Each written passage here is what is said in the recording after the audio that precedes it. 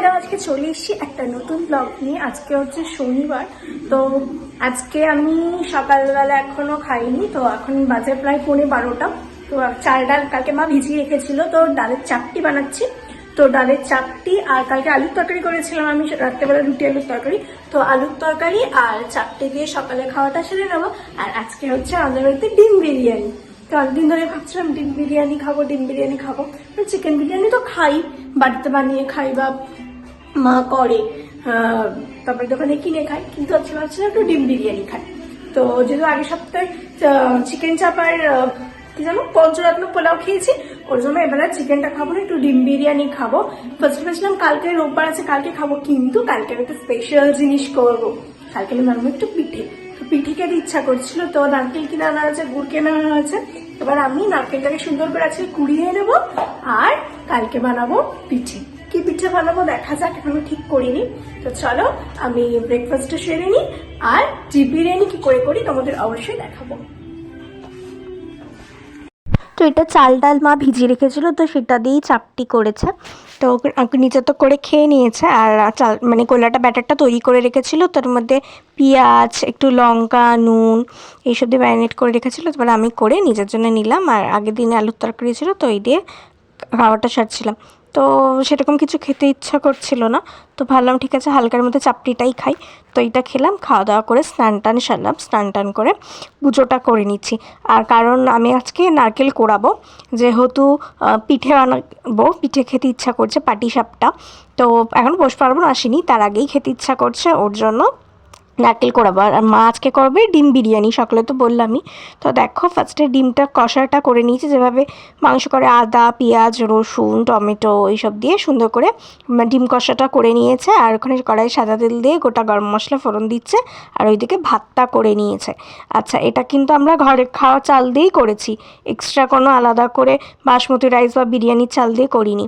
দেখো কিছুক্ষণ লাল লাল কষা ডিম কষা করেছে, তো ভাতটা দিয়ে দিচ্ছে, তার মধ্যে ডিমের কষাটা কিছুটা দেবে, তারপরে রেডিমেড বিরিয়ানি মশলা, গোলাপ জল, কেওড়া জল, আতর, তারপর আর হচ্ছে ঘি দেবে, দিয়ে আবার ভাতটা দেবে, এরকম পরপর 3টে লেয়ার করেছে।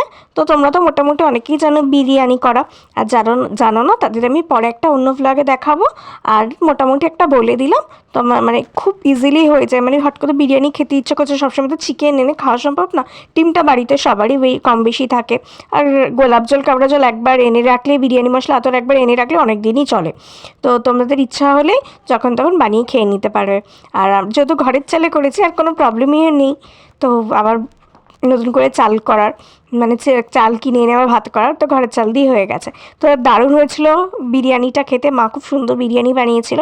আর এই যে মার বিরিয়ানি রেডি হয়ে গেছে, আর এদিকে নারকেলটা ফাটিয়ে নিয়েছি আমি, আর এবার আমি নারকেলটা কোড়াবো।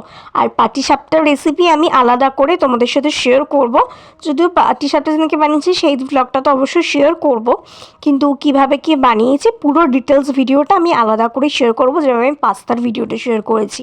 তো সেভাবেই আমি পাটিসাপটার ভিডিওটা শেয়ার করব। তো চলো আমি দেখো কী করে কুড়ানিটা করিয়ে, নারকেলটা কুড়িয়ে নিই। আর এই কুড়ানিটা না আমার সেই আমার আমূলের, মানে অনেক পুরনো। তো ছোটোবেলায় তো আম্মা যখন নারকেল কোড়াতো তখন আমি তো দেখতাম, আবার নারকেল যখন কোড়াতাম এখান থেকে নারকেল খেয়েও নিতাম। তো তখনকার কোড়ানি, তো আগে তো মাটিতে বসেই লক্ষ্মী পুজোর সময় যখন নাড়ু বানিয়েছিলাম মাটিতে বসেই কুড়িয়েছি, কিন্তু এখন যেহেতু অপারেশন হয়েছে তো পেটে তো ওটা চাপ দেওয়া যাবে না, ওই জন্যই চেয়ারে বসে এইভাবে নারকেলটা কুড়িয়ে নিচ্ছি। তো আমি নারকেল কুড়িয়ে নিয়ে তারপরে লাঞ্চটা সেরে নিয়ে তারপর আবার তোমাদের সাথে দেখা করছি।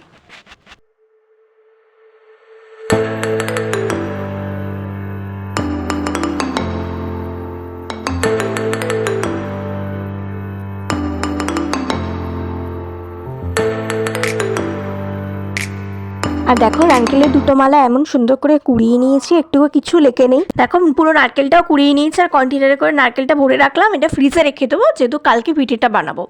তো কালকে কালকে রবিবার আছে, রবিবারে পিঠেটা বানাবো। আর এদিকে মা দিয়ে দিয়েছে ডিম বিরিয়ানি খেতে, আর ওইদিকে করেছিল স্যালাড আর ধনেপাতার চাটনি।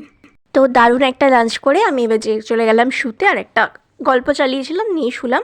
আর এই হচ্ছে সন্ধ্যাবেলা, আজকে যেহেতু ডিম বিরিয়ানি খেয়েছি পেটটা ভরাই আছে, তো আজকের বিকালবেলা আর কিছুই খাইনি।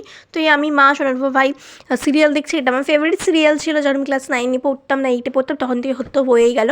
তো এই সিরিয়ালটা দেখছিলাম। আর এই তো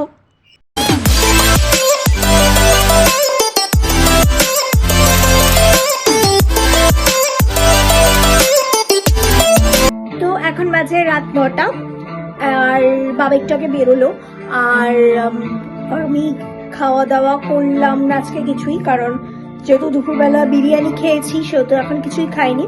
তো একটু মা তারার প্রসাদ দিয়েছিল নিচ থেকে, তো ওই মা তারার প্রসাদটা একটুখানি খেলাম। আর এই বসে বসে একটু সিরিয়াল দেখছি। আর এই সিরিয়ালটা যখন আমি ছোট ছিলাম তখন হতো, তো আবার হচ্ছে। তো তারপরে একটু পরে খাওয়া দাওয়া সেরে নেবো। তো এই